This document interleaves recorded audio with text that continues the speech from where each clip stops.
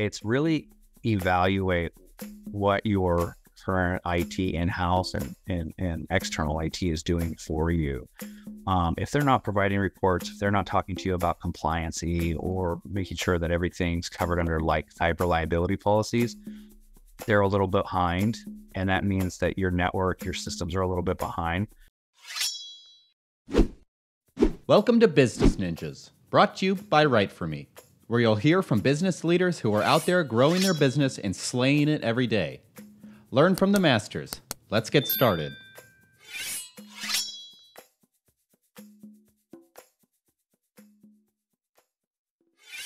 Hey everybody, welcome back for another episode of Business Ninjas. I'm here today with Joshua Holloway. He's the CEO at 7th DI Technologies. Joshua, welcome to the show. Hi, how's it going? Thanks for having me on. Yeah, excited to have you today. So Joshua, why don't you start? Tell us a little bit about yourself. Yeah, so I myself, I'm a Southern California kid. Stepped up as an officer, so kind of grew up down there, and then we kind of moved around based on needs or transfers. So I ended up farming. So I went from the city of Los Angeles to farming. I did that at the age of 10, and then farmed up until I left high school and went to college. And so I always had an inclination for technology, computers. I think my mom thought a good babysitter was to put me in front of an old Apple II computer. But for a friend of hers, they would hang out and I would break the computer. And then they would send me on, I'd go home with her. And that's kind of how it all started. That sounds like you've had an interesting kind of lead up to being at, 7th DI Technologies. So why don't you tell me a little bit more about what 7th DI does? Yeah, so 7th DI Technologies is a managed service provider and managed cybersecurity service provider. And what we look to do is augment IT needs and become the IT department for businesses that either don't want or can't afford a full-blown IT department, or they see that their current IT department needs a little bit of augmentation. So we do co-manage, where we work alongside in-house IT and make sure that they're delivering what they need to, or we're backing them up where they need it. So kind of overall IT in general, but kind of want to kill the whole IT guy name and really kind of focus on the fact that we're coming in as an IT department. Okay, talk to me more about that. So what we're looking for is, I hate the idea of being called like the IT guy, because it means that most likely we're doing this on the side. We are not available. We're not there to help. And it kind of takes that stigma that we typically replace. So our goal is to replace the stigma. A lot of times we get called in to help people who have the IT guy who is doing it as a side gig or as a favor, or they've never really had IT. So the idea is do away with the IT guy name and be like, look at us as your IT department. Then they start to see like, hey, it's not just one guy. They're always available. They're open 24/7. They're here to help us out. And then they start, like, recently I've heard it a lot where people are like, oh, you're like our IT department. And that's the light turn on that we're looking for, is that they realize that we're a department. We're not just a guy. Mm-hmm. Would you say that's one of the most significant misconceptions about kind of being in the industry that you're in? That would be one of them. Yeah, definitely. Yeah? Yeah, definitely be one of them. Some of the other ones are like, things can be fixed in 5 seconds. That's the worst one, I think, is like, oh, well, I just talked to you and you fixed it in 5 seconds. Well, last time it was a simple fix. This is not the same thing. It's a little bit longer, deeper. Yeah. Yeah, that's definitely a good one. I will say I am guilty of that every once in a while. I will say. It's funny too, because I think everybody is, even like myself. But the nice thing is I can fix it. Yeah. But at the same time, everybody, it's the TikTok generation. It's the Google quick clips, things like that, where people are like, oh, in a second it's done. It's fixable. Like boom, boom. They don't realize that there's so much energy that goes into the background, and sometimes this is hours of our lives trying to fix an issue, and it's hard to display. So that's the other thing too, is through like analytics and through the way that we have meetings with our clients, we kind of showcase like, yeah, it looked to you that it was fixed very quickly, but there's a lot of proactive work that went into that. And then for you, it felt like it was a short period of time, or at least you knew what was going on the entire time we were fixing something. Yeah, I think that's really interesting. And, I think common misconceptions are very important to debunk.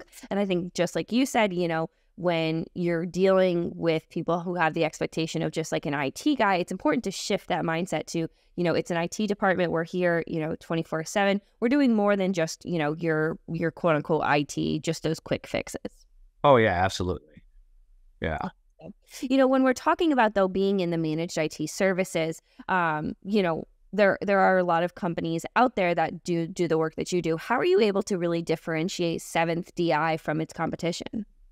I think it's funny. We get this question all the time. And it's just because after a while, the marketing starts to look the same, or each one of us is copying each other.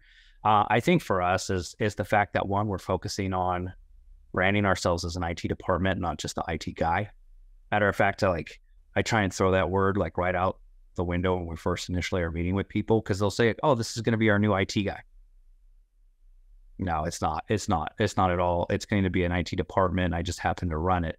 I think the other thing that sets us apart is we understand the industry and where the industry is going. I spend a lot of time talking to MSPs that are way bigger than us, what they ran into. I'm a part of a couple of accountability groups. So we're kind of cutting edge, where we know that the shift is changing and how that shift is changing.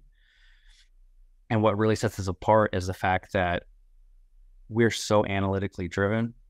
We're sharing information. We keep nothing as a secret when it comes to our clients. A lot of IT people, we've just come across this recently too. When we're getting ready to take over an IT, I tell my prospective clients, hey, you're going to run up against these 3 types of people. You're going to run up against the guy who is super nice or willing to hand over information. They understand business is business. You're going to run up against the person who is slightly apprehensive, or they'll still share information. And then you'll run up against the nightmare. And that's the person who kind of gatekeepers. Well, we refer to it as the dungeon master syndrome. They're holding on to the keys of the gate and they won't release it because their feelings are hurt. They don't like the fact they're losing a client. Ego, right? You got to understand, computer people, we have our own ego. It's not a macho thing. It's more like, hey, I built this. This is my baby. I've been taking care of it. Or on the flip side, they're about to uncover maybe things I wasn't doing. So we try and coach our clients in what they're to expect, because there's been times where I was recent. They're like, "Oh, you'll have no problem getting data." It turned into an absolute nightmare. But we handle that conversation. We handle that conversation for the client. Once again, the idea is we're becoming your IT department. We can handle the big boy conversations. We take over that so you don't have to worry about it.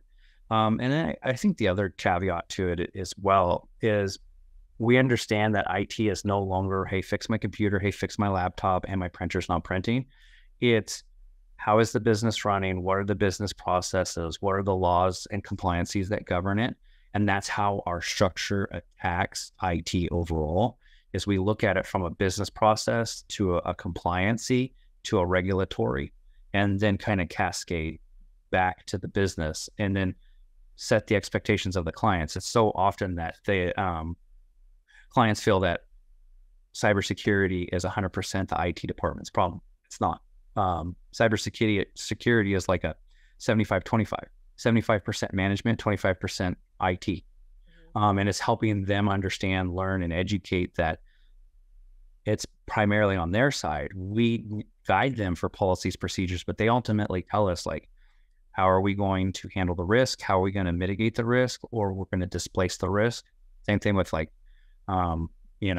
can we run computers that are super old and not patched? Well, this day and age, yeah, you can't do that. But you may come across the clients don't worry about it. Nothing will ever happen. And then 5 minutes later, they're getting ransomware. Yeah. I really like this emphasis that you're placing on how collaborative the work that 7th DI Technologies really places on working with its clients. You truly are, you mentioned, staff augmentation and being that IT department, but you can really see even from the get-go, that onboarding process through the whole, the whole relationship. It sounds like it's super collaborative. Yeah, we try and keep it ultra collaborative, because the one thing that happens is if you do your job right, they almost should never have to call you, right? And that's awesome because they don't have to. The problem is after a while, they begin to wonder, well, what am I paying for? Because with IT it's a pain, right? It's a pain. It's a pain for cost. It's a pain for business. But if everything is smooth, nobody pays attention to how smooth everything is running. And then all of a sudden they're like, wow, you know what? For like the last 6 months, it's been extremely easy on us. Good job, IT. It's more like, wait, what am I paying for, and why am I paying for that? In a super collaborative setup, they should already be seeing that information that allows them to see like, oh, I'm paying for this proactive, like calm event. Because we don't also make any false promises. Like, I'd love to be able to tell my client, like, you will never have a problem. Not going to happen. You will never be ransomware. I can't say that either. We can 100% protect you from everything. Yeah. Not happening. And I try and like tell people that we're talking to, I said, if any IT guy comes in here and tells you that they can do those things, run. Or you'll be calling me in a couple of months anyways, kind of the situation. Yeah. And I think that goes back to why those analytics are so important in being as database as you are, to be able to show them, this is the work that we've been doing in the background. Am I right on that? Oh, yeah. The analytics is super important. Very often, a lot of people, they don't receive any type of reporting. So it's like out of sight, out of mind until once they start to receive reports. Simple reports is like, here's your backups. Are they running? When were they tested? When did you have failures, and when did they start again? I tell people, I was like, hey, we're going to send you this report, and it may be perfect forever. And then all of a sudden you may have like a day where you have a couple of bad backups, but then all of a sudden backups start up again. That's us fixing that.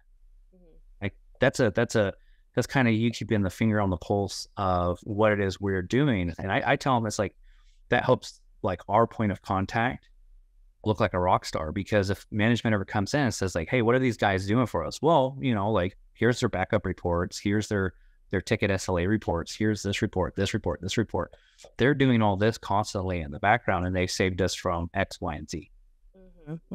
And when you're talking about your clients, you mentioned all of kind of the different arms of the company that 7th DI has. Are we talking about small to medium-sized businesses that tend to work best with 7th DI just because you're, augmenting the department that they don't have? Yeah, SMB market is pretty good size for us. I mean, we're looking for 10 seats and above. We have clients all the way up to 3,000 seats. So yeah, it's in the SMB market primarily, but every once in a while we do have that one-off client that's pretty big.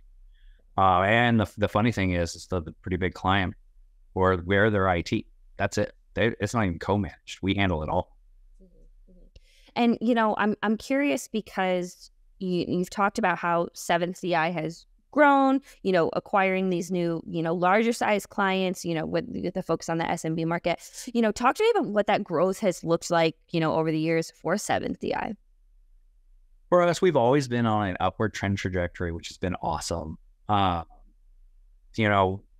We have goals, just like we're analytic with our clients. I'm on my side too, and I have goals. I have stretch goals.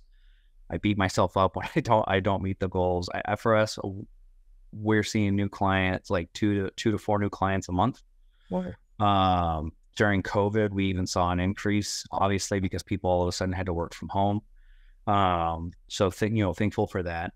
Not for COVID, obviously, but thankful for the fact that we were able to help people, and we were able to kind of keep the doors open. One of the things that was like great for us is we do some military contracting. So that kept us busy. It's growth has been great. I am that type of person who just wants more. So I get to beat myself up on a pretty regular basis.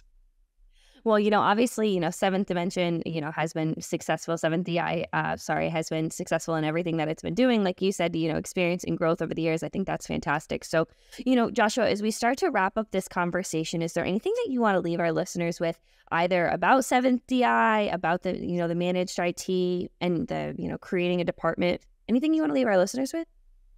That's a great question. I mean, can we talk for like another hour? No, just kidding. I mean, really, for your listeners, it's really evaluate what your current IT in-house and external IT is doing for you. If they're not providing reports, if they're not talking to you about compliancy or making sure that everything's covered under like cyber liability policies, they're a little bit behind. And that means that your network, your systems are a little bit behind. So whether you call and reach out to us or if you're just self-evaluating, like those are the things to be looking for, because it's gone are the days of the IT guy who comes in and fixes a computer now and again. Like it's changed drastically. Yeah. Well, Joshua, I think that's a great little bit to leave our listeners with. And, certainly a plug to reach out to you and your team at 7th DI Technologies to be able to, grow their own department and, make sure that, their security is safe and, they're keeping their clients safe as well. Yeah. Wonderful. Thank you. Yeah. Well, Joshua, this has been a great conversation. I appreciate you being on Business Ninjas today. All right. Thank you so much. Yeah. Great to have you. Have a good one.